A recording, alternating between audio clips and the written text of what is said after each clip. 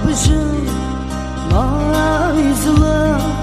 gülşen ara gül gidetme bulbul kilap sayrğanıda yapışın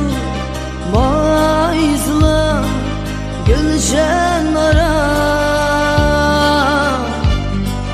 gül gidetme bulbul kilap sayrğanıda dostlanıp lavlarimni tishlab turar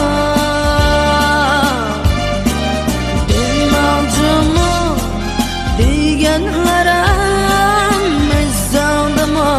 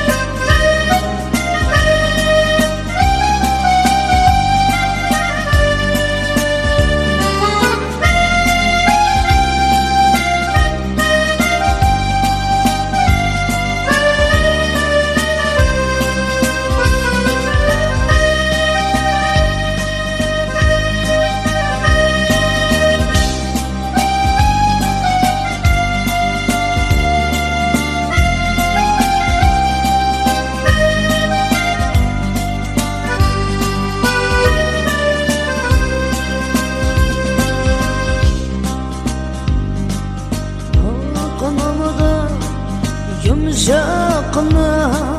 qo'llaringni akimda arshimda ballaringni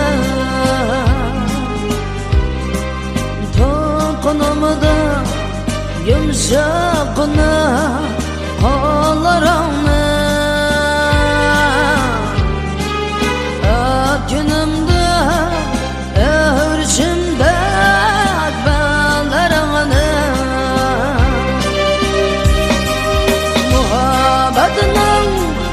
yalaqoniga